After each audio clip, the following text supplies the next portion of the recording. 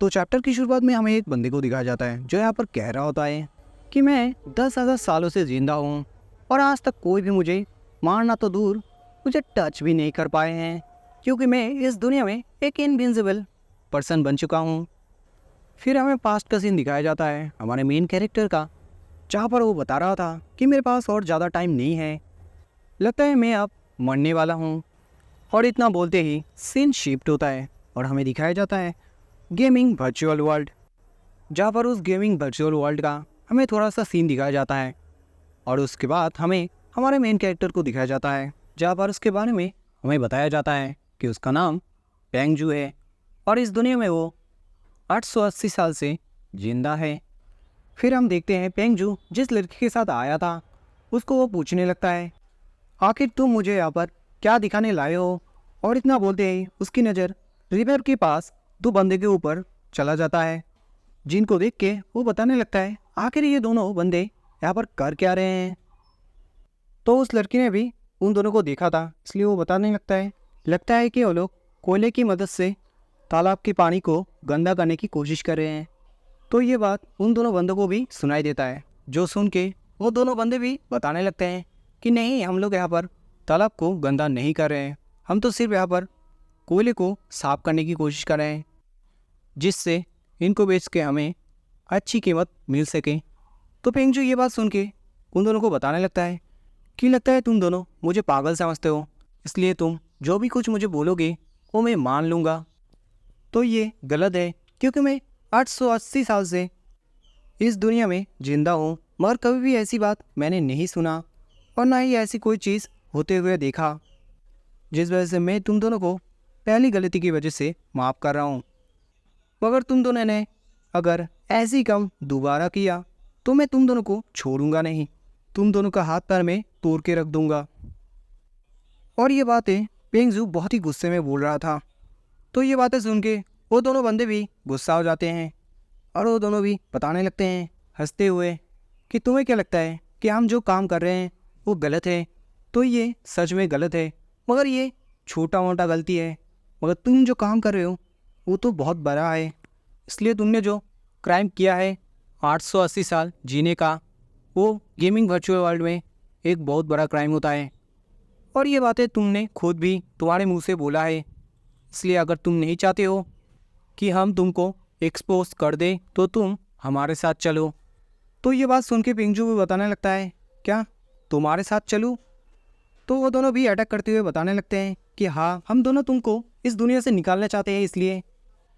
फिर हम पेंगजू को देखते हैं जिसकी तरफ अटैक आ रहा था, मगर वो वही पे खड़ा था, क्योंकि वो जो अटैक था वो उतना पावरफुल नहीं था जिससे हमारे मेन कैरेक्टर पेंगजू को नुकसान हो सके। जिसके बाद पेंगजू उन दोनों बंदों को बताने लगता है कि तुम लोग क्या सोचते हो कि तुम जैसे छोटे मोटे प्लेयर मुझे हरा सकते हो। और वो इतना बोलते ही उन दोनों की तरफ एक पावरफुल अटैक कर देता है, जिससे उन दोनों का हालत बहुत ज़्यादा ख़राब हो जाता है। और फिर वो दोनों बताने लगते हैं कि अबे यार, ये बंदा इतना स्ट्रॉन्ग कैसे हो सकता है। फिर हमें वापस हमारे मेन कैरेक्टर पेंगजू को दिखाया जाता है, जो उस अटैक को करते ही एक दूसरा अटैक क्रिएट करने लगता है, जिसमें से बहुत सारे मॉन्स्टर निकल रहे होते हैं। फिर हम उन दोनों बंदे को देखते हैं जो पहले वाले अटैक को सहने के बाद जैसे ही सामने की तरफ देखते हैं तो वो लोग पेंगजू का दूसरा वाला अटैक देखते ही और भी ज़्यादा डर जाते हैं। और फिर वो दोनों चिल्लाते हुए बताने लगते हैं कि मिस कियोनिया, अगर आपने हमारी मदद अभी नहीं किया तो ये बंदा हमें सीधा ऊपर भेज देगा। और ये बात सुनते ही पेंगजू चौंक जाता है और जो अटैक वो कर रहा था उस अटैक को करना वो छोड़ के वो मनी मन कह रहा था क्या क्योयान, ये तो मेरी बीबी का बेटी का नाम है। और ये नाम उसी लड़की का होता है जो हमारे मेन कैरेक्टर के साथ आया होता है।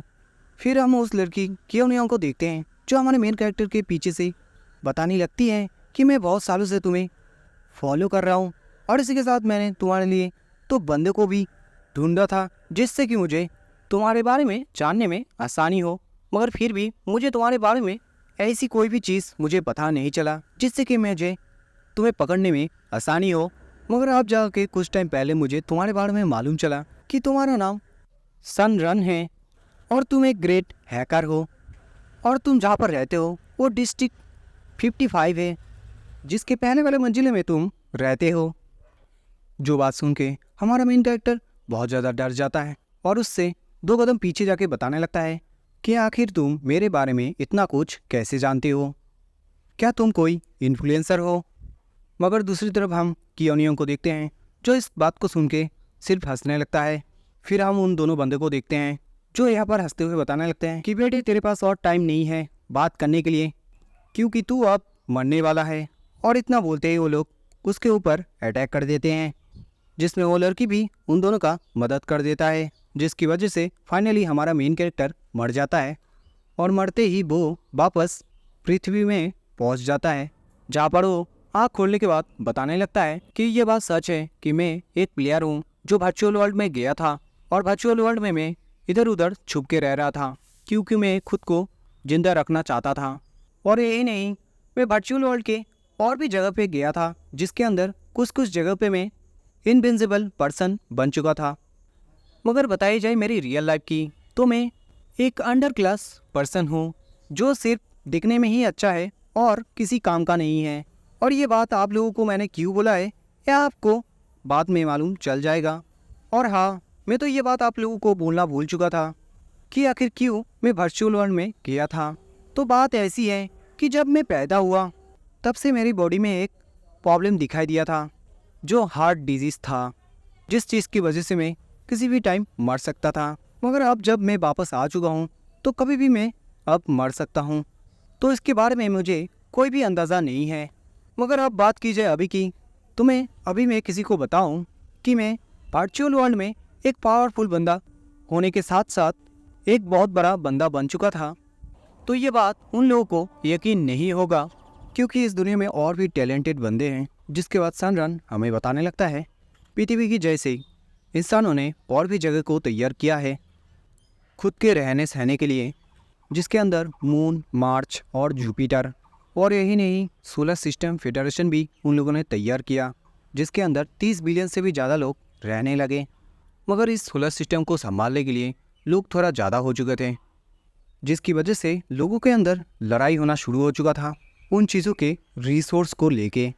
और इसी चीज़ को दूर करने के लिए फेडरेशन के लोगों ने एक वर्चुअल वर्ल्ड तैयार करने को सोचा, जिससे कि उस दुनिया में कुछ लोगों को भेज के उस प्रॉब्लम को दूर किया जाए और एक न्यू लाइफ दिया जाए, जिससे कि वो लोग उस दुनिया में खुश रहें। और इसी चीज़ को उन लोगों ने बनाया था 10,000 साल पहले। और इसी के साथ ये चैप्टर ख़त्म होता है और हम लोग मिलते हैं इसके नेक्स्ट चैप्टर में।